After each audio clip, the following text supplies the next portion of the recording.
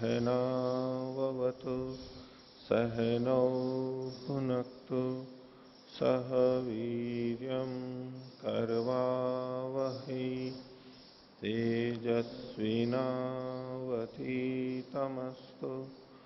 मा विद्विषावहै। ओम शांति शांति शांति। मीमांसा दर्शन की 97वीं कक्षा। मीमांसा दर्शन के द्वितीय अध्याय के द्वितीय पाद के 5 अधिकरण तक हमने पीछे देखा था। आज छठा अधिकरण प्रारंभ करेंगे। पिछले पाठ में से किन्हीं को कुछ पूछना है तो पूछ सकते हैं। हाँ। ओम। पृष्ठ संख्या 473 हिंदी की व्याख्या में दूसरा अनुच्छेद, नीचे से तीसरी और पांचवी पंक्ति में यहां ऊर्ध्वम आघारयति अग्निहोत्रम जुहोति अनुवाद वाक्य नहीं है और ऊर्ध्वम आघारयति अग्निहोत्रम जुहोति के विधायक होने पर ही यहां संदेह है। ऊर्ध्वम आघारयति को विधायक किस तरह से बता दिया? यहां पर ऊर्ध्वम की जगह आघारम कर लीजिए। आघार शब्द, ऊर्ध्व की जगह आघार शब्द लिख लीजिए, गलत छपा है। पृष्ठ संख्या 473 पे दूसरे अनुच्छेद में नीचे से तीसरी पंक्ति और पांचवी पंक्ति कोष्टक में जो बड़े अक्षरों में लिखा है ऊर्ध्वम आघारयति, यहां ऊर्ध्वम आघारयति की जगह होना चाहिए आघारम आघारयति, और अग्निहोत्रम जो होती तो ठीक है। इसी तरह नीचे भी ऊर्ध्वम आघारयति की जगह आघारम आघारयति। ऊपर के भाग में जो ऊर्ध्वम आघारयति लिखा हुआ है द्वितीय अनुच्छेद की पहली पंक्ति, दूसरी पंक्ति, तीसरी पंक्ति में, वहां तो ठीक है, वहां ऊर्ध्वम आघारयति ही है। ये जो नीचे वाले दो हैं यहां पर ऊर्ध्वम की जगह आघार कर लीजिए, ठीक है। पृष्ठ 474 पर 474 हिंदी की व्याख्या में नीचे से चौथी पंक्ति जी, यहां भी शब्दांतर में ऊर्ध्वम आदि। हाँ, ये जो पूर्व पक्षी लिखा हुआ है पांचवी पंक्ति में उसके नीचे और शब्दांतर से स्वपदार्थ धात्वर्थ आघार के विहित होने से, तो यहां पर जो है ना शब्दांतर ऊर्ध्व आदि, तो ऊर्ध्व आदि से भिन्न, ये यहां पर अध्याय जोड़ लीजिए, क्योंकि शब्दांतर है ना, तो ऊर्ध्व आदि से जो भिन्न है, भिन्न शब्द है, ऊर्ध्व आदि से जो भिन्न है, ऊर्ध्व आदि से भिन्न से स्वपद धात्वर्थ आघार के विहित होने से, ये ऊर्ध्वादि से भिन्न क्या होगा? आघारम आघारयति और अग्निहोत्रम जुहोति। आघारयति और जुहोति ये है वो शब्दांतर। आ गया ये समझ में? संशोधन हो गया? नहीं हुआ? पृष्ठ 474 पर हिंदी की व्याख्या में नीचे से चौथी पंक्ति देखिए, जिसके प्रारंभ में लिखा है पाठ न होने से, पाठ न होने से मिल गया। और शब्दांतर, अब शब्दांतर के कोष्टक में लिखा है ऊर्ध्व आदि, यहां आदि के बाद में जोड़ लीजिए से भिन्न, ऊर्ध्व आदि से भिन्न। ऊर्ध्व का ग्रहण नहीं होगा यहां पर, शब्दांतर जो है ये ऊर्ध्व शब्द नहीं है, ऊर्ध्व आदि से भिन्न।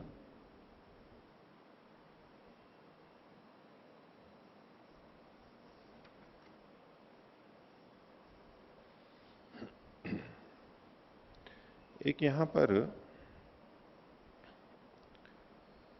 पृष्ठ संख्या 472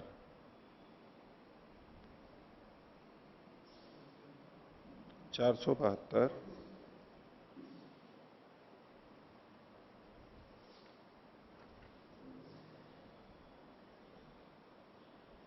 इसमें विवरण देखिए। विवरण में लिखा है यद्यपि तत्प्रख्याधिकरण पीछे आ चुका है 1.4 में के भाष्य में भाष्यकार ने आघार और अग्निहोत्र में जो द्रव्य देवता की उपपत्ति दर्शाई है, उस प्रसंग में आघार और अग्निहोत्र इन दो शब्दों पर विचार किया गया था, और आघार से द्रव्य की उपपत्ति ली थी और अग्निहोत्र शब्द से अग्नि देवता की उत्पत्ति इन्हीं शब्दों से ली थी वहां पर। तो उसको उद्धृत करते हुए कह रहे हैं कि भाष्यकार ने आघार और अग्निहोत्र में जो द्रव्य देवता की उपपत्ति दर्शाई है उसके उत्सूत्र होने से यहां के सूत्र और भाष्य के साथ उसका विरोध नहीं जानना चाहिए। यहां पर यह प्रसंग जो आया है अप्रकृतत्वाच, तो इसमें लिखा ना न च प्रकृतम अपि द्रव्य देवतम आघारे विद्यते। आघारे और अग्निहोत्र, अग्निहोत्र भी यहां पर ले लेंगे। आघार में द्रव्य और अग्निहोत्र में देवता नहीं है, ये न रूपवान से जिससे कि रूपवान होवे। तो यहां खंडन कर दिया ना, आघार और अग्निहोत्र में द्रव्य देवता नहीं है।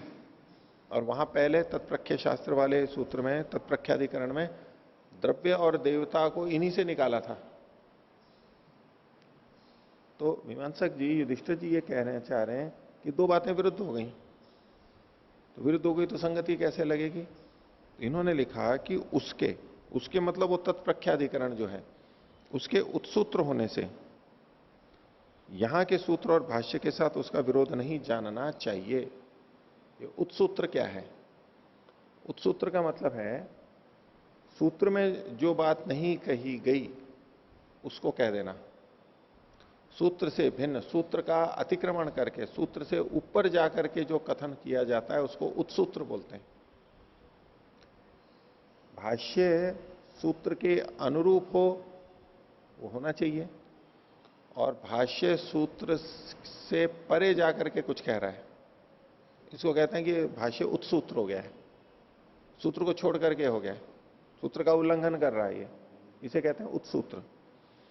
तो युधिष्ठिर जी ये कह रहे हैं कि वहां पर ये कथन आघार से द्रव्य का ग्रहण और अग्निहोत्र से देवता का ग्रहण जो वहां किया गया भाष्यकार के द्वारा, यद्यपि है तो भाष्यकार का ही, लेकिन चूंकि वो सूत्रानुसारी नहीं है, सूत्र से भिन्न है, इसलिए उससे इसका विरोध नहीं जानना चाहिए। अर्थात इसको ठीक मानना चाहिए, उसको छोड़ देना चाहिए। क्योंकि जो उत्सूत्र है वो उत्सूत्र एक तरह से हे कोटि में आ जाता है, निंदा की जा रही है, ये तो उत्सूत्र है, भाष्य निंदित है। योग दर्शन के भाष्य में भी कुछ कुछ जगह पे अन्य जो टीकाकार हैं उन्होंने व्यास भाष्य को लिखा है कि उत्सूत्र भाष्य है, सूत्र को छोड़ करके किया गया, अतिक्रमण करके किया गया। अब जो बात सूत्र में कही गई है जो कि तू बस उतनी ही बात तो भाष्य में होती नहीं है, कुछ अतिरिक्त भी होती है, वहां तक भी स्वीकार्य होता है यदि वो संबद्ध होती है। लेकिन सूत्र से असंबद्ध कोई बात कह दी जाए तो वो उत्सूत्र कही जाएगी। लेकिन ये जो कथन है यहां पर, ये जो इन्होंने यहां पर कहा, ये चिंत्य है इनकी भाषा में। इनकी भाषा में चिंत्य है, जो जिस अर्थ में चिंत्य बोलते हैं उस तरह से ये चिंत्य है। क्यों चिंत्य है? कि वो भाष्य सूत्र के विपरीत भी है तो भी क्या हुआ, है तो भाष्यकार का। यहां भाष्यकार कह रहे हैं कि आघार और अग्निहोत्र में द्रव्य देवता नहीं है, और वहां कह रहे हैं कि द्रव्य और देवता हैं, तो है तो भाष्यकार की दृष्टि से तो विरोध फिर भी आएगा ही।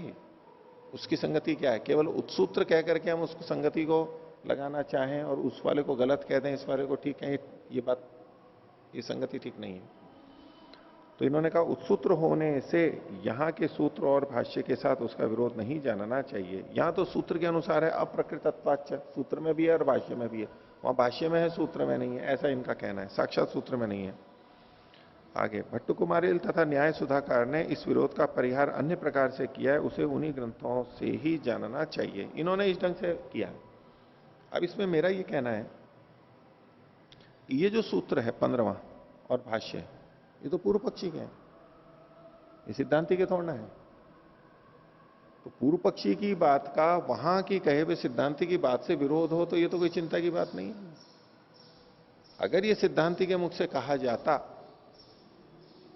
तो उससे विरोध आता, और वहां जो व्याख्या है साक्षात सूत्र में वो नहीं है, लेकिन व्याख्या तो सूत्र के अनुरूप ही है, प्रसंग के अनुसार ठीक है। तत्प्रख्य कह रहे हैं कि वहां कहीं जगह कहा गया है तो वहां द्रव्य और देवता को ग्रहण करना है, तो द्रव्य देवता का ग्रहण इन शब्दों से, निर्वचन से हो जाता है। पर ये सूत्र और भाष्य तो पूर्व पक्षी का है, इसलिए ये कोई हमारे लिए चिंता का विषय नहीं है कि वहां भाष्यकार ने ये लिखा, यहां ये लिखा। वो सिद्धांति के मुख से लिखा हुआ है, ये पूर्व पक्षी के मुख से लिखा हुआ है, इसमें कौन सा विरोध है? दोनों सिद्धांति के मुख से लिखे जाते तो विरोध होता।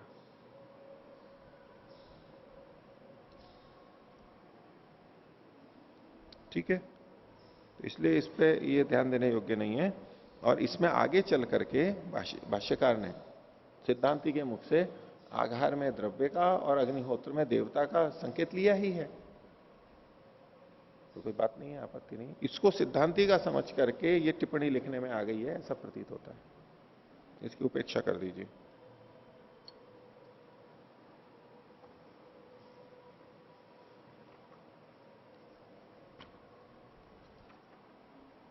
ठीक है, और कोई पूछना? हाँ, पृष्ठ 473 पर भाष्य के पहले अनुच्छेद में अंतिम पंक्ति, हाँ, तेन रूपवंतौ संतौ विधीयते। हाँ। इससे ऊपर की पंक्ति में यह सिद्ध किया था ये सामान्यवाची हैं आघार और अग्निहोत्र शब्द। इससे रूपवान होते हुए इसमें पिछली कक्षा में तेन से दधना जुहोती, पयसा जुहोती आदि वाक्यों को लेना बताया था। सिद्धांति ने अभी तक पूरे प्रकरण में कहीं उन वाक्यों को नहीं उठाया है, तो यहां तेन से उन वाक्यों का ग्रहण कैसे किया? ये तो यहां पर ये जो देखिए दो बातें थी इसमें, हवन और आघरण, आघारण, ये दो चीजें ली है इन्होंने, क्रिया ली है। ठीक है, पीछे जो लिया ना, आघार अग्निहोत्र शब्द हवन आघरण सामान्य वाचिनो प्रज्ञात हो, अतो न अभिज्ञात हो, ये भी अभिज्ञात नहीं है। अब चूंकि ये प्रज्ञात है, अभिज्ञात नहीं है, तेन का मतलब है प्रज्ञातेन, तेन प्रज्ञातेन रूपवंतौ संतौ। क्यों है रूपवान? कि हवन और आघरण ये जो दो चीजें थी ये बिना द्रव्य के असंभव है। ठीक है, हवन और आघरण ये जो दो क्रियाएं निकल करके आ रही हैं, ये क्रियाएं बिना द्रव्य के असंभव है, अतः ये द्रव्यवान है। द्रव्य इसलिए ये इसका रूप यानी द्रव्य से युक्त है। ये मेरे को पता लग रहा है कि ये है, द्रव्य है, बस इसी तरह से रूपवान माना है इन्होंने। द्रव्य का पता लगा संकेत से तो ये रूपवान हो गया, देवता का पता लगा रूपवान हो गया।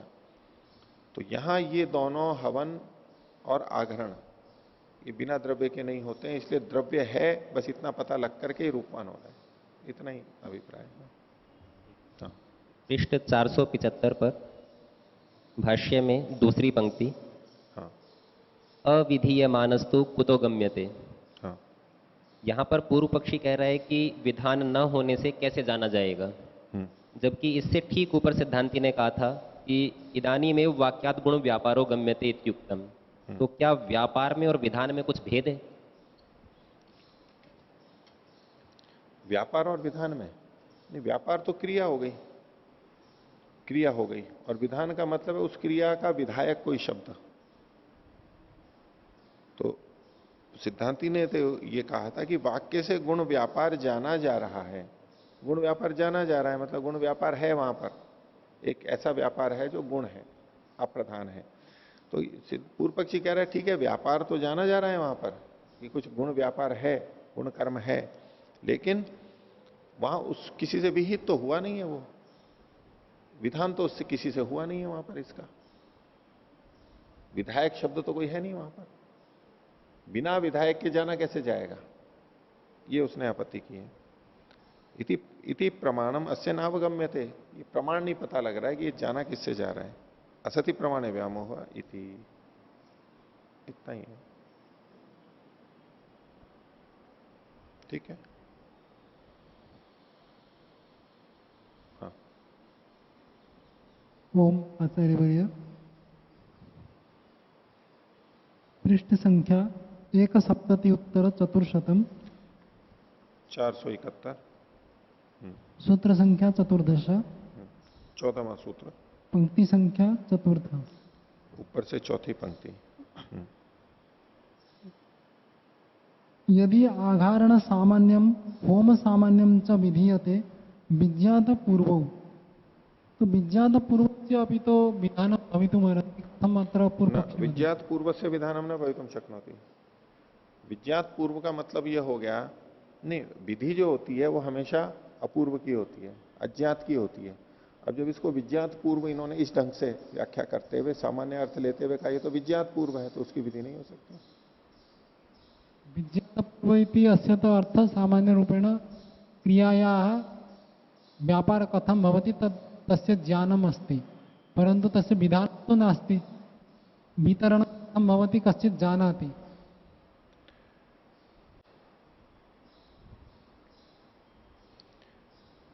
ये शब्द की दृष्टि से है, शब्द की दृष्टि से है। क्रिया का विधान तो चलो ठीक है, दूसरे से होगा। ये जो शब्द है, तो ये दोनों शब्द आघार, आघरण जो है और होम है, ये शब्द पहले ज्ञात हैं, तो इनका अनुवाद करते हुए कुछ और कहा जा रहा है, ये निकल करके आएगा। सिद्धांतेन उक्तम आघारणम आघारः हवनम होमः। तो अत्र आघार शब्दस्य ज्ञानम् अस्ति, तेन विधानस्य निश्चितं न भवितुम् अर्हति।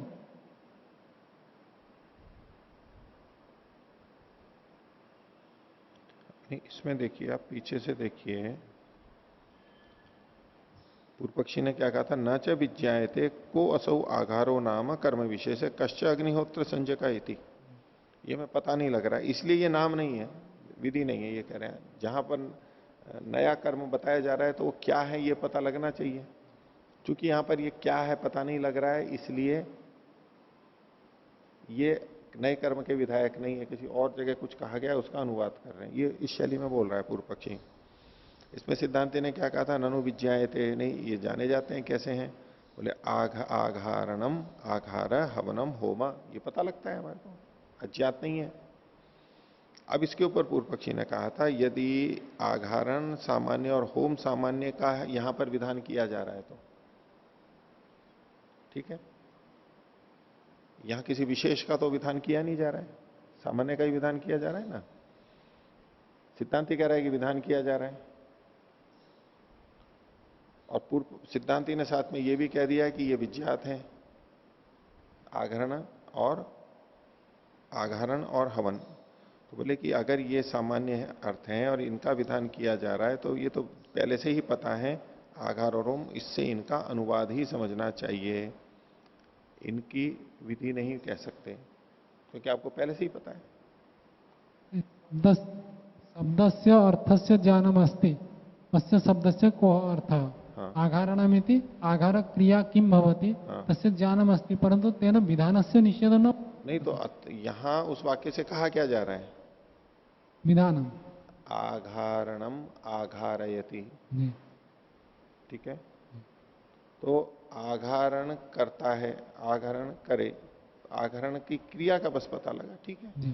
परंतु तत्र आघारम आघारयति इति तिङन्त पदम् अस्ति, तेन तो विधानं भविष्यति। आघार शब्दस्य अर्थ कश्चित् जानाति, तेन अत्र निषेधो न भवितुमर्हति कि विधानं नास्ति। पूर्व पक्षी है, पूर्व पक्षी कैसे भी आक्षेप कर सकता है, वो हमेशा सही बात को ही लेकर के करे ऐसा नहीं होगा। यद्यपि आघारण सामान्यम हुम सामान्य च विधीयते, यदि तो विज्ञात पूर्वौ तर्हि आघार होमो तेन अनुवादौ, और अथ अव्युत्पन्ना उभयोरपि संज्ञा तथापि न आगार अग्निहोत्र सामान्यम उच्चेत विशेषाश्रयत्वात् संजय न च सविशेषो गम्यते इति अपूर्वाघार होम विधि नाम कल्पेते। पूर्व पक्षी है, बोल रहा है। अत्र यत् पठितं भवता न च विज्ञायते, तो न च द्वितीय पंक्तौ, फिर से बोलिए। द्वितीय पंक्तौ हाँ। न च विज्ञायते, हाँ, तो पृष्ठभूमि नहीं, पूर्व पक्षी ये कह रहा है, देखो पूर्व पक्षी ने ये प्रश्न रखा था कि यदि आप इसको कर्म विधि मानते हैं, कर्म का विधान मानते हैं, तो या तो ये तो पता लग ही नहीं रहा है कि ये कर्म क्या है। कथम वदति, आघारयति इति क्रियापदं वर्तते, जुहोति इति क्रियापदं नहीं, वर्तते, इति कर्तव्यता नहीं पता लग रही है। इति कर्तव्यता। हाँ, आघारम आघारयति में आघार नाम के कर्म को करता है विधि पक्ष में। पूर्व पक्षी ऐसा देख रहा है कि भाई ये नाम है और किसी कर्म का विधान किया गया है, आघार नाम के कर्म का वो करता है, लेकिन इसकी इति कर्तव्यता तो पता ही नहीं लग रही है कुछ। द्रव्य देवता का पता नहीं है, प्रक्रिया का पता नहीं है, जबकि आप कर्म का विधान करेंगे तो इति कर्तव्यता और आदि वो भी सब चीजें आनी चाहिए। तो यदि इसे यहां कर्म का विधान है तो इति कर्तव्यता आदि वर्णन भी होना चाहिए, ये पूर्व पक्षी बात को रख रहा है। यहां तो कुछ पता ही नहीं लग रहा है। जो इन्होंने कहा न च विज्ञायते को असौ आघारो नाम कर्म विशेष कश्चात्र अग्निहोत्र संजय का इति, ये किस नाम के हैं, इसका मतलब क्या है? तो इसके लिए पूर्व सिद्धांति ने यह कहा था कि आघारणम आघार और हवनम होमा, इसी से ही पता लग रहा है ये कर्म विधि है और इनकी प्रक्रिया इति कर्तव्यता इन्हीं शब्दों से पता लग रही है। यहां इसका स्वरूप भी थोड़ा पता लग रहा है, एकदम अज्ञात नहीं है, ये बात कही थी। अग्रे अब इसके ऊपर पूर्व पक्षी गलत ढंग से कह रहा है कि अगर ये विज्ञात पूर्व है तो फिर ये अनुवाद हो जाएंगे। गलत ढंग से प्रस्तुत कर रहा है पूर्व पक्षी, कर सकता है वो ऐसा। त्रयोदश सूत्रस्य पृष्ठ संख्या 77-चतुर्शतम।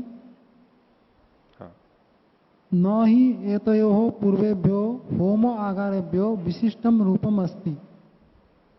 अत्र यत् कथितम अस्ति पंचदश सूत्रे अपि तथैव पंक्ति वर्तते। नहीं, यहां तो संज्ञोपबंधात ये अलग हेतु दिया हुआ है जी संज्ञा का उपबंध होने से, ये अलग हेतु है। नहीं, त्रयोदश सूत्रस्य, नहीं, त्रयोदश सूत्रस्य भाष्यं पठामि। ठीक है, आपने ये कहा ना कि 13वें सूत्र में जो बात कही गई है वही 14वें में कही गई है, पंचदश सूत्रे 15वें में। हाँ। अच्छा, अप्राकृतत्वाच्च, जी, प्रकृत में उसमें द्रव्य देवता के रूप में कथन नहीं है उसमें। तत्र विशिष्ट रूपम नास्ति वदति, अत्र वदति द्रव्य देवतम आघारे न विद्यते। उभयोः मध्ये तो भेद क्रियते।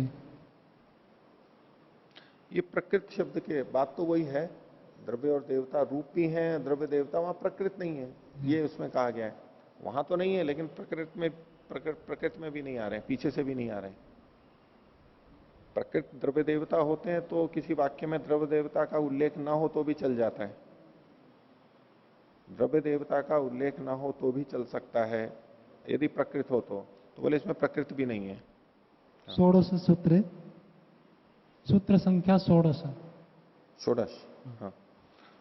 तत्सन्निधे गुणार्थेन पुनः श्रुति, यत्र सन्निधिर्भवति तत्र तो अनुवृत्त्या एव कार्यं चलति, तत्र पुनः श्रुति कथम अत्र दीयते।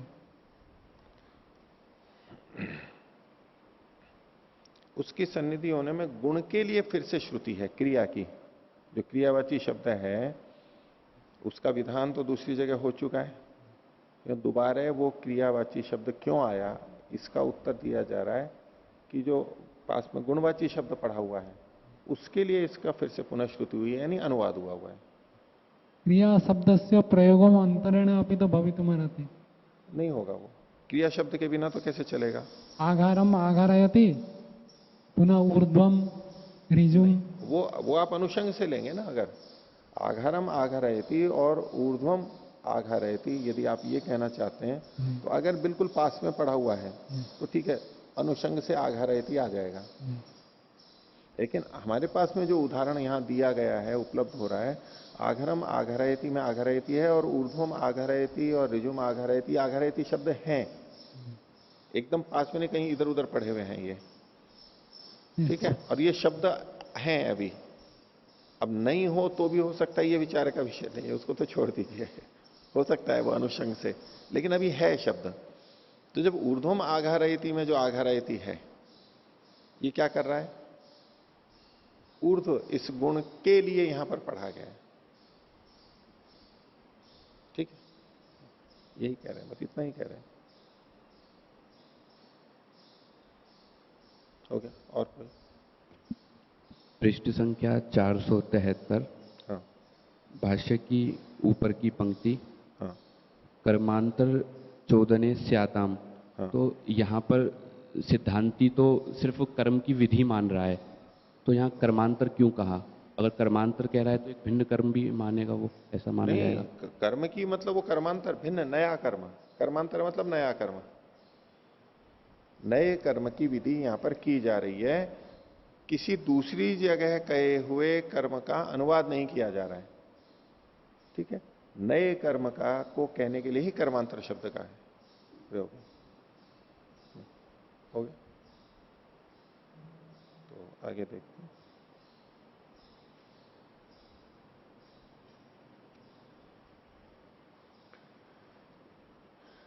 पृष्ठ संख्या 477, मीमांसा दर्शन के द्वितीय अध्याय के दूसरे पाद का छठा अधिकरण। तो प्रसंग कर्मों की अपूर्वता के संबंध में ही चल रहा है कि नए कर्म हैं या पहले कहे हुए कर्मों का अनुवाद किया जा रहा है। तो शीर्षक है पशु सोमा पूर्वताधिकरणम। पशुयाग और सोमयाग, दो का यहां पर संग्रह किया गया है, दो चीजें हैं। उनकी अपूर्वता का अधिकरण, यहां जो वाक्य प्रस्तुत किए जाएंगे वहां उन वाक्यों में पशुयाग और सोमयाग का विधान किया गया, कर्म की विधि वहां पर की गई है, ये सिद्धांत पक्ष है। ज्योतिष्टों में श्रूयते, ज्योतिष्टों में ये कुछ वाक्य हमें मिलते हैं। इसमें दो तरह के उदाहरण दिए इन्होंने, दो उदाहरण दिए हैं और प्रत्येक में दो दो बातें हैं। जैसे पिछले अधिकरण में हमने देखा था, ऐसे ही यहां पर एक प्रसंग में दो तरह के वाक्य हैं और दूसरे प्रसंग में भी दो तरह के वाक्य हैं। कुल मिला के दो उदाहरण हैं। पहले में जो दो तरह के वाक्य वो मिलकर के चर्चा है उसकी, और बाद वाले की भी मिलकर चर्चा है, बिल्कुल पिछले अधिकरण की तरह से। तो ये पहला वाला है, यो दीक्षितो यद अग्नि शोमियम पशुम आलभते। जो दीक्षित, जिसने दीक्षा ले ली है, या याग सोमयाग आदि करते हैं तो उससे पहले दीक्षा लेते हैं, मैं इस व्रत का पालन करूंगा, ये कुछ दीक्षा भी होती है, दीक्षिणीष्टि हो जाती है, और उसके बाद में वो यजमान दीक्षित कहलाता है। जिसको दीक्षा हो चुकी है वो दीक्षित कहलाता है। जो अग्नि सोमियम, अग्नि और सोम देवता वाले पशु का आलभन करता है, पशुम आलभते, पशु का आलभन करता है। आलभते शब्द यहां पर हमारे लिए केंद्रित, उस पर चर्चा होगी।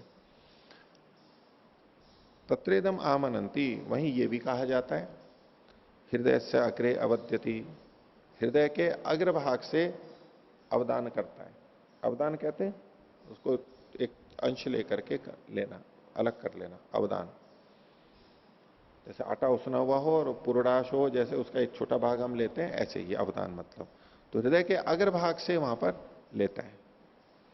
जिह्वाया, जिह्वा के अग्रभाग से लेता है, अथवा वक्ष से, और वक्ष के अग्रभाग से लेता है, ये अवदान है। अब यहां पर अवद्यति का अनुषंग हम स्वतः ही समझ लेंगे, अध्याहार कह लीजिए, अनुषंग कह लीजिए, क्योंकि जुड़ा हुआ वाक्य है।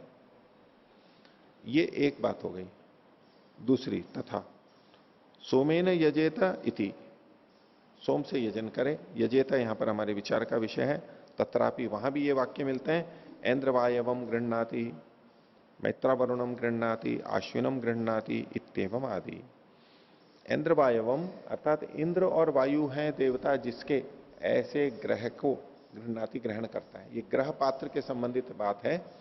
ग्रह के अंदर सोमरस डाल दिया जाता है, उसको विशेष देवता के लिए संकल्पित करता है। तो दूसरे में मैत्रावरुण और तीसरे में आश्विन ग्रह का ग्रहण करता है। यहां गृह्णाति गृह्णाति है। तो अब यहां पर संशय पैदा हो रहा है, किम अवद्यति गृह्णाति चोदितानाम कर्मणाम एव आलभति यजति समुदाय से अनुवदितारौ। तो अवद्यति और गृह्णाति से कहे गए कर्मों का, अवद्यति और गृह्णाति कहां पर है? अवद्यति है, देखो, हृदय से अग्रे अवद्यति, अथ जिह्वाया अथ वक्षस, इस प्रसंग में अवद्यति आया है। और गृह्णाति कहां पर है? ऐन्द्रवायवम गृह्णाति। ये तो दोनों उदाहरणों में जो बाद के वचन है उनको लिया गया है। ये जो कई चीजें कही गई हैं यहां पर अनेक बार, तो किम अवद्यति गृह्णाति से, अवद्यति गृह्णाति से कहे गए जो कर्म है, कर्मणाम एवं, उन कर्मों का ही, कर्मणाम एवं समुदाय से, कर्मों के समुदाय का ही आलभति यजति अनुवदितारो। आलभति और यजति उसके अनुवाद करने वाले हैं। आलभति यजति कहां पर है? यो दीक्षितो यदग्नि सोमियम पशुम आलभते, ये आलभति के लिए कहा जा रहा है। और यजति कहां पर है? सोमेन यजेता, ये स्थिप निर्देश करके धातु मात्र का संकेत किया गया है।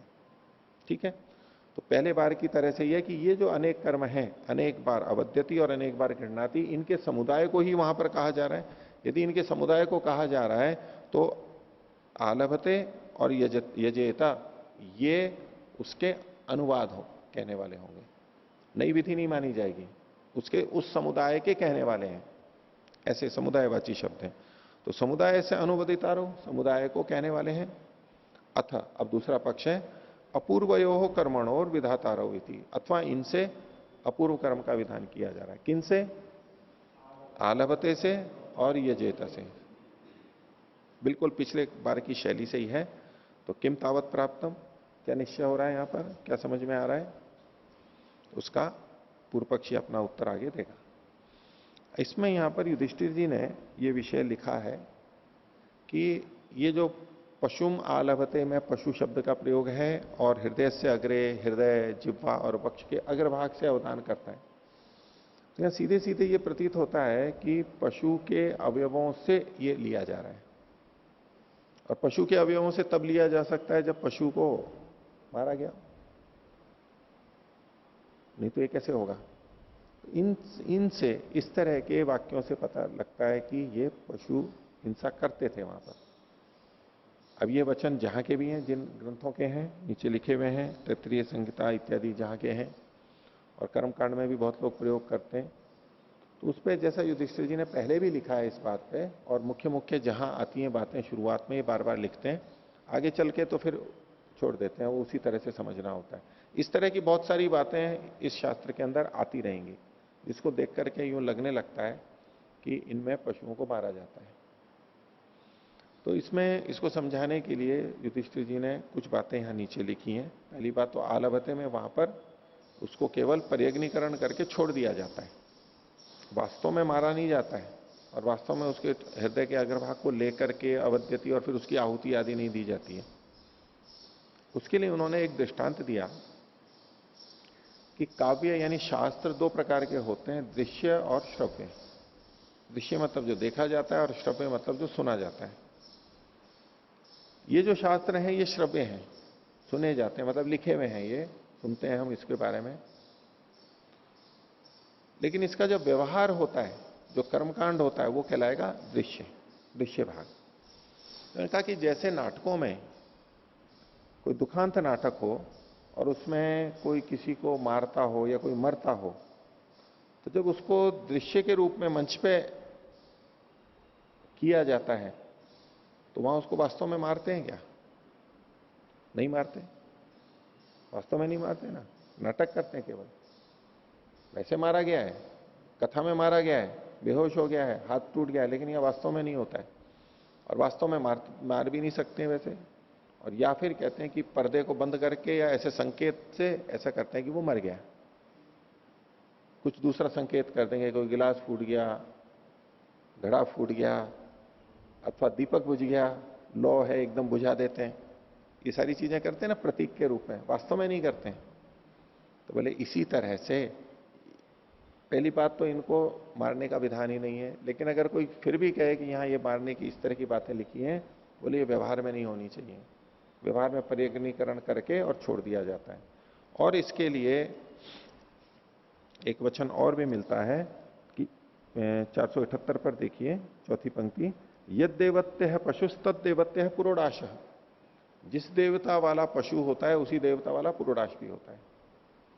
अलग अलग देवताओं को संकल्पित करके पशु लिए गए, तो जिस देवता वाला पशु होता है उसी देवता वाला पुरोडाश भी होता है। वहां पर पशु को छोड़ के पुरोडाश से आहुति दी जाती है, पुरोडाश को प्रदान किया जाता है। इससे भी इन्होंने इसको पुष्ट करना चाहा है। इसको आप भाष्य को देख लीजिएगा। और इन्होंने स्त्रोत यज्ञ मीमांसा भाग 1 में जो है वहां भी इन विषयों को लिखा है, लेकिन इस प्रसंग में यहां फिर से लिखा है कि इन स्थलों को देख करके मन में ये ना आए कि यहां पर पशुओं की हिंसा की जाती है, पशु की हिंसा का विधान है। यज्ञ में पशु हिंसा का विधान नहीं है। पर यज्ञ को तो इसको तो अध्वर कहा गया है, जिसमें कि हिंसा नहीं होती है। तो ऐसा ही जहां जहां आगे आता रहेगा पूरे शास्त्र में, बहुत जगह ये सारी चीजें आएंगी, वहां बार बार हर जगह कहने की आवश्यकता नहीं है कि ये गलत लिखा हुआ है, यहां ऐसा तात्पर्य होना चाहिए। कुछ जगह इन्होंने समझा दिया, आगे हम उसी ढंग से समझते रहेंगे। हम तो केवल पंक्तियां देखते चले जाएंगे, आगे बार बार इसको नहीं करेंगे। तो इस भाष्य को भी आप व्याख्या को और देख लीजिएगा। आगे चलिए भाष्य को 479 पृष्ठ। समुदाय से इति, पूर्व पक्षी कह रहा है ये समुदाय के वाचक शब्द हैं। कुतः, कैसे?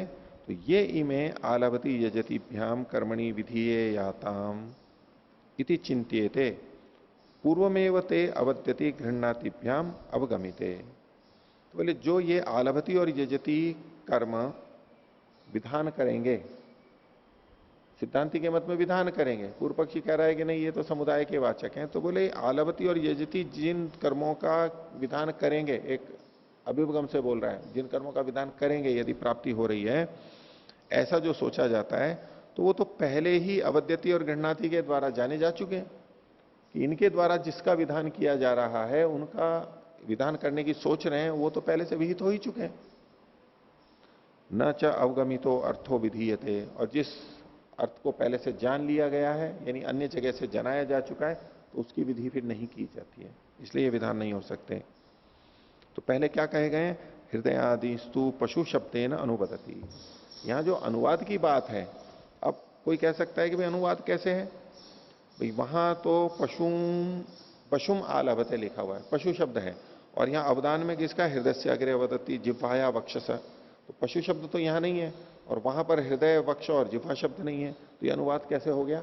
ये कोई आशंका कर सकता है। उसका उत्तर देते हुए पूर्व पक्षी ने कहा हृदय आदि स्तु पशु शब्देन अनुवदति, हृदय आदि को, यानी हृदय जिह्वा वक्ष आदि जो शब्द हैं उनको पशु शब्द से यहां पर कह रहा है अनुवाद ही, इसको वो वहां पर इस शब्द से बोल रहा है अनुवाद ही। और सोम शब्देन च रसम, और सोमेन यजेते में जो सोम शब्द है इसके द्वारा रस को कहा जा रहा है, रस का अनुवाद कर रहा है, क्योंकि ऐन्द्रवायवम गृह्णाति इत्यादि जो वचन हैं इसमें ग्रह पात्र के अंदर रस को ही लिया जाता है। ऐन्द्रवायवम गृह्णाति, इंद्रवायु देवता के लिए ग्रहण करता है, तो वहां रस की गृहित है, वहां पर सोमलता नहीं है। सोम शब्द से तो सोमलता का ग्रहण होगा, सोम के रस का नहीं। सोम के रस का ग्रहण करना होगा तो सोम रस शब्द का प्रयोग होगा, सोम शब्द से तो सोमलता का ग्रहण होगा।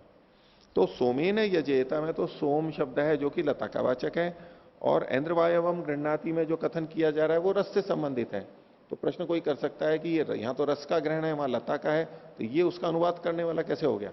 सोम शब्द सोमेन यजेते में रस का अनुवाद करने वाला कैसे हो गया? तो उसका उत्तर यहां पर पूर्व पक्षी ने दिया कि सोम शब्द से रस का यहां पर ग्रहण किया जा रहा है। सोम का मतलब यहां पर सोम का रस है। तस्मात सोमेन यजेत इति अनुवादो यजति ही, तो सोमेन यजेत इस वाक्य में यजति, ये जो यज धातु है ये अनुवाद है। इसके लिए एक उदाहरण दे रहे हैं अभी, यथा यजेत स्वर्ग कामो वसंते वसंते इति, जो स्वर्ग की कामना करने वाला है वो वसंत ऋतु में यजन करे, हर वसंत ऋतु में यजन करे। तो इति ये जो वचन है ये फल गुण संबंधार्थ, फल और गुण के संबंध के लिए संबंधार्थ इसके साथ अध्यार करेंगे अनुवादो यजति ही। तो पिछला जो वाक्य था ना इति अनुवादो यजति ही, वो अनुवादो यजति का यहां पर अनुषंग लेंगे या अध्यार करेंगे। कहना क्या चाह रहे हैं कि यजेत शब्द यहां पर आया, यजेत स्वर्ग कामो वसंते वसंते, और अलग से भी स्वर्ग कामो यजेत अथवा अग्निहोत्रम जुयात, या तो यजेत सोमेन यजेत, यजेत शब्द तो दूसरी जगह आ चुका है, विधि हो चुकी है। तो जैसे यहां पर यजेत शब्द अनुवाद है, क्योंकि पहले आ चुका है, विधि हो चुकी है, तो यहां अनुवाद है, लेकिन अनुवाद किसके लिए है? फल गुण संबंधार्थ, इस यजन के साथ में फल और गुण दो इन संबंधों को जोड़ने के लिए है ये इस यजेते का प्रयोग। तो फल क्या है यहां पर? तो स्वर्ग काम, स्वर्ग ये यहां पर फल है, उसके साथ में याग का संबंध जोड़ने के लिए प्रयोग किया गया है यजेता। और गुण क्या है यहां पर? वसंत वसंत, ये काल है, काल का कथन भी गुण कथन माना जाता है। ये याग किस द्रव्य वाला है, किस देवता वाला है, ये गुण कथन जैसे होते हैं ऐसे काल भी गुण में ही आता है। स्थान है, गुण है, इससे संबंधित जो भी बातें कही गई हैं वो सब गुण कथन में आती हैं। तो फल गुण संबंध के लिए यहां पर यजति अनुवाद है, उदाहरण दिया ये। आगे पशुम आलभेत इति च आलभति अग्निशोम संबंधार्थ। और ये जो पशुम आलभेत शब्द है, पीछे जो हमारा मुख्य वाक्य था, यो दीक्षितो यद अग्निशोमियम पशुम आलभते, उस वाक्य को कह रहे हैं कि यहाँ ये क्या कहा जा रहा है। तो पशुम आलभते इति च आलभति, पूर्व पक्षी के मत में आलभति यहां पर अनुवाद है। तो ये आलभति क्या कर रहा है? आलभति अग्निशोम संबंधार्थ, अग्नि और सोम के संबंध के लिए है। अग्नि और सोम यहां देवता है, इन देवताओं के संबंध के लिए आलभति शब्द का अनुवाद किया गया है। अपीचा, और उदाहरण दे रहे हैं, दशयितान अध्वर्यु प्रातः सवने ग्रहान गृहणाति इति समुच्चयो दृश्यते। यहां पर देखो इन सबका समुच्चय भी देखा जाता है। दशयितान अध्वर्यु, रेफ लगा लेना, इन 10 को, अध्वर्यु तो एक ऋत्विक है, वो इन 10 को, 10 ग्रहों को, दश एतान ग्रहान प्रातः समने गृहणाति। प्रातः समन, माध्यान्ह दिन समन और तृतीय समन, तो प्रातः समन में 10 ग्रहों को लेता है, ग्रहण करता है, कि समुच्चय कहा गया है। इति समुच्चय दृश्यते। और तथा आश्विनो दशमो गृह्यते तृतीयो हुयते इति च क्रमः। एक तो समुच्चय बताया और एक क्रम बताया। क्रम क्या है कि आश्विन जो है वैसे तो 10वां है, वो ग्रहों की गणना में अलग अलग देवताओं के नाम से वैसे तो वो 10वां है, लेकिन आहुति देते समय आश्विन ग्रह तीसरे स्थान पर आता है, उसकी तीसरे क्रम में आहुति दी जाती है। तो एक तो चीज यहां पर बताई गई समुच्चय, और दूसरा बताया गया क्रम। जहां पर अनेक कर्मों का अनुवाद कहा जाता है वहां ये 2 चीजें देखी जाती हैं, एक तो समुच्चय और एक क्रम। जहां स्वतंत्र रूप से बात कही जा रही होती है, अनुवाद नहीं होता है, वहां पर विकल्प होता है, चाहे तो ये करो, चाहे ये करो, चाहे ये करो, सीधे सीधे विधान किया गया अनेक चीजों का, तो उसमें विकल्प होता है। बोले यहां पर बंगाली थाली भी है, दक्षिण भारतीय थाली भी है, और उत्तर भारत की थाली भी है, मारवाड़ी थाली भी है, या पंजाबी थाली भी है। ऐसे 4 थालियां 5 थालियां हैं खाना खाने की, आप कौन सी लेंगे?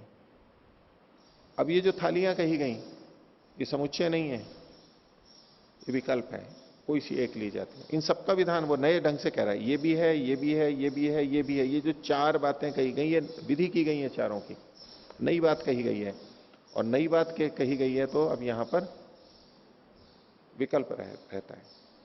और जब अनुवाद करते हैं इकट्ठा, तो वहां एक तो समुच्चय होता है, ये चीजें वहां पर हैं, और दूसरा उसका क्रम होता है। तो समुच्चय और क्रम को दिखाने के लिए ये इन्होंने 2 वाक्य दिए हैं कि 10 होते हैं, और इसमें अश्विन को तीसरे स्थान पर लिया गया, वैसे 10वें पे होता है, 10वें भी क्रम है। इस क्रम को इन्होंने नीचे दिखाया है, नीचे कहें या अगले,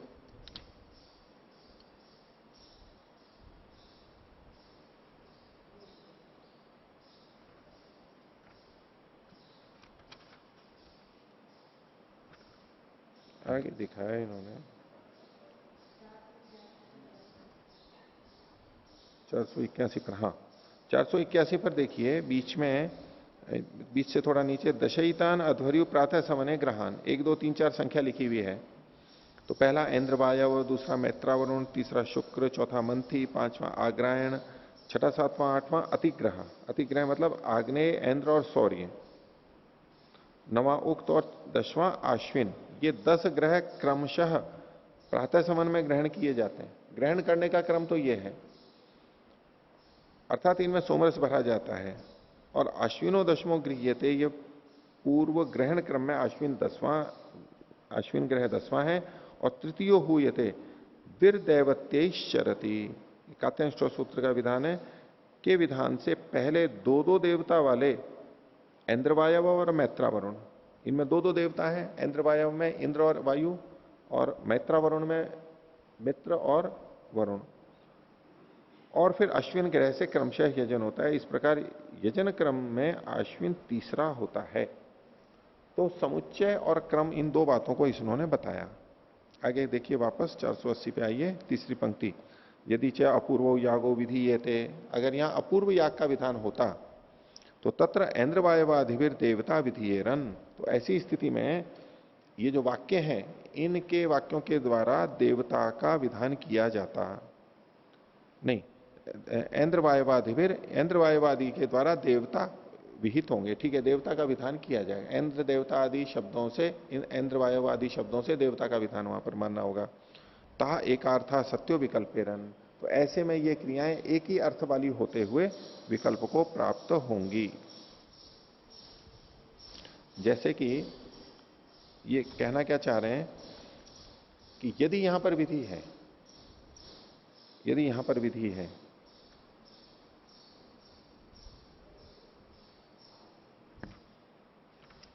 ऐन्द्रवायवम गृहणाति, मैत्रावरुणम गृहणाति, आश्विनम गृहणाति, इनके संदर्भ में बात कह रहे हैं।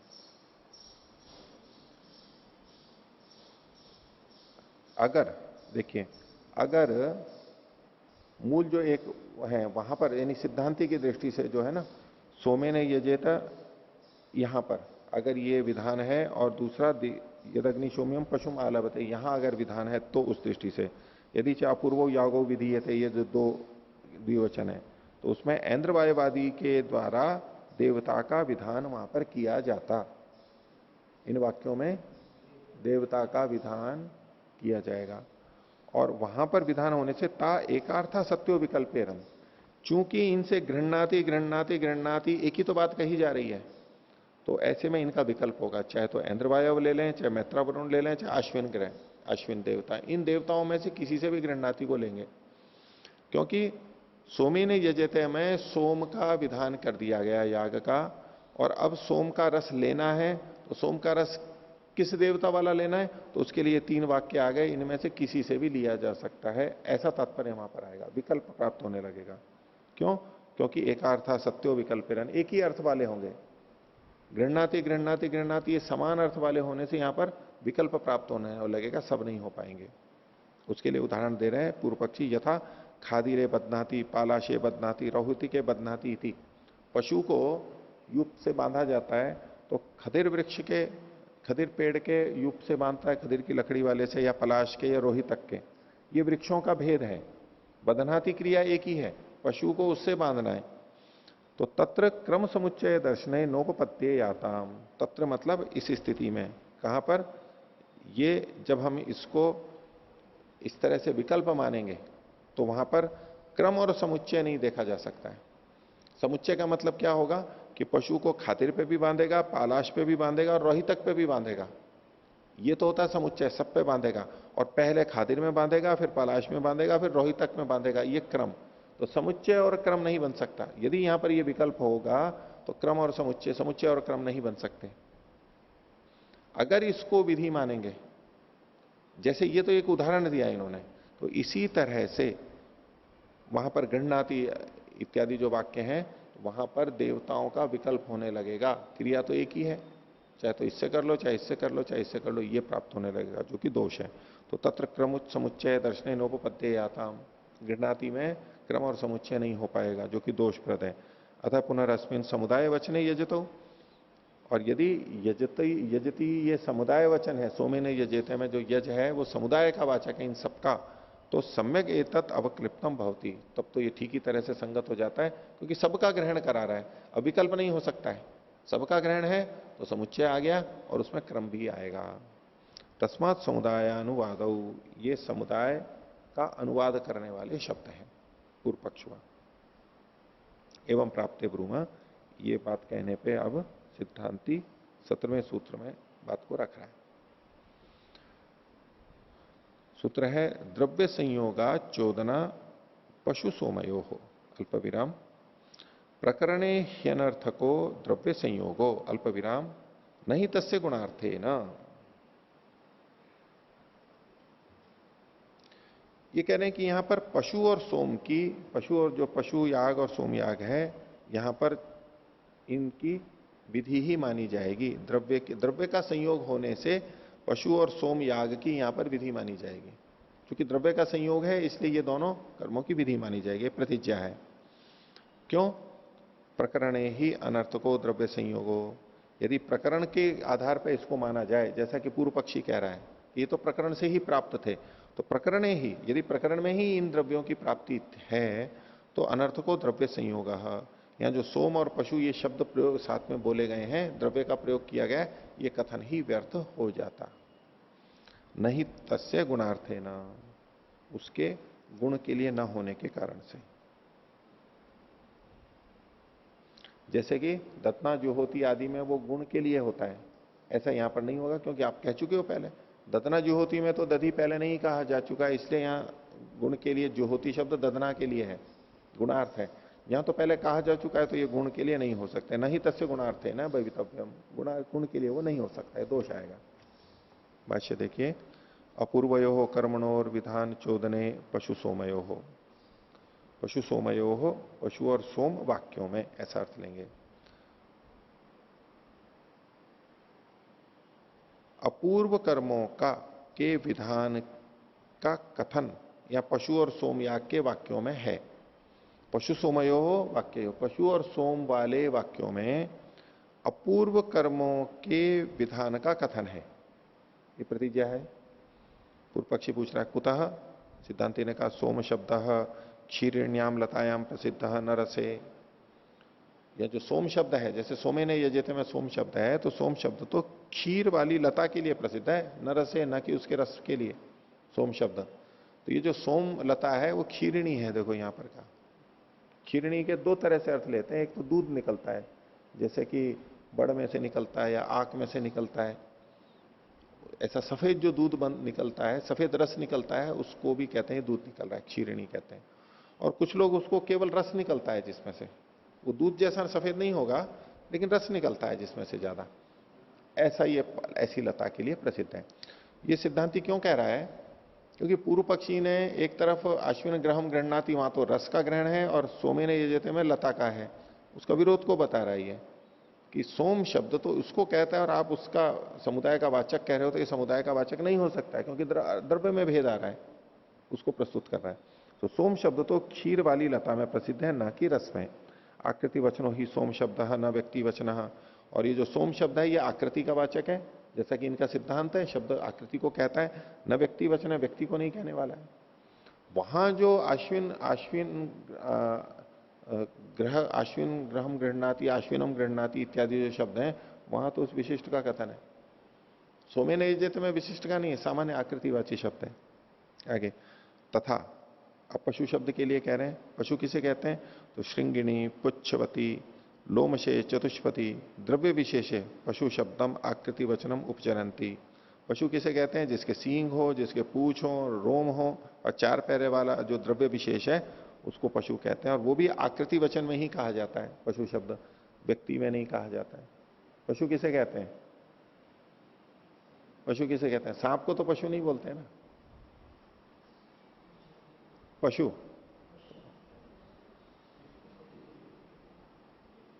पश्यति इति पशु, मनुष्य भी पशु है, लेकिन सामान्य रूप से योग रूढ़ी जो है, तो उसके लिए इन्होंने ये लक्षण दिया, ऐसे प्राणी को हम पशु कहते हैं जिसके सींग हो,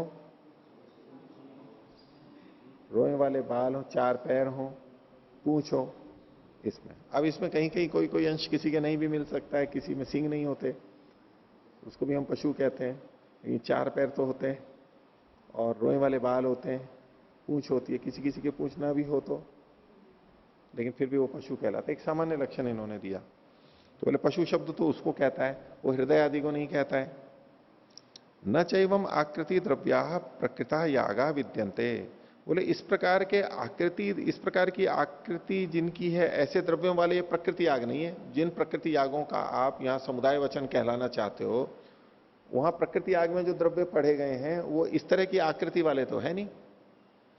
ये शाम इमऊ समुदाय से अनुबदितारो, जिनके समुदाय का कथन करने वाले ये दो शब्द होवे।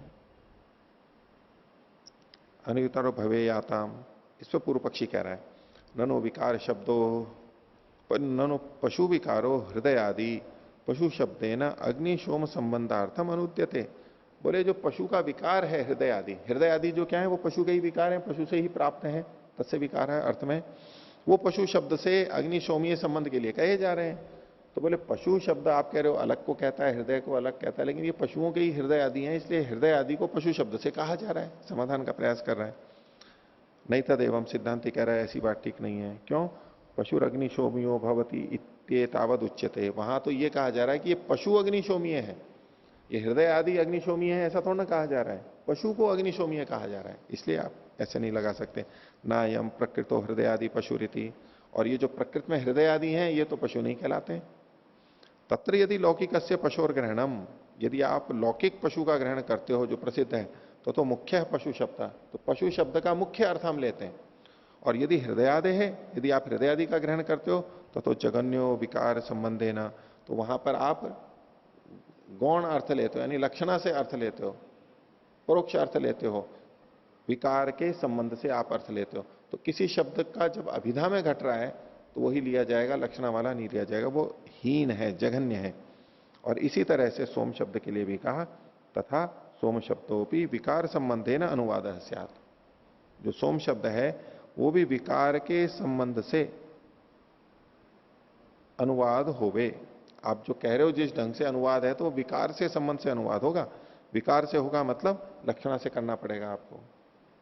तस्माद अपूर्वे कर्मणि विधिये याताम नानुवादो, इस प्रकार यहां पर अपूर्व कर्मों का विधान किया जा रहा है, अनुवाद नहीं किया जा रहा है। तो यहां तक सिद्धांती ने पूर्व पक्षी के प्रश्नों का उत्तर दिया।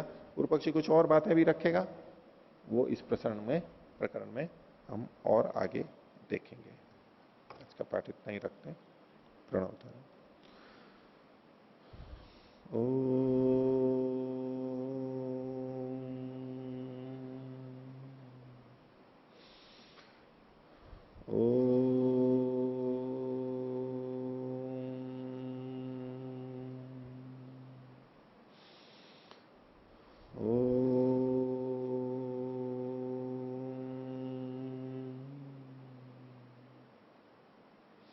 सभी को सादर अभिवादन।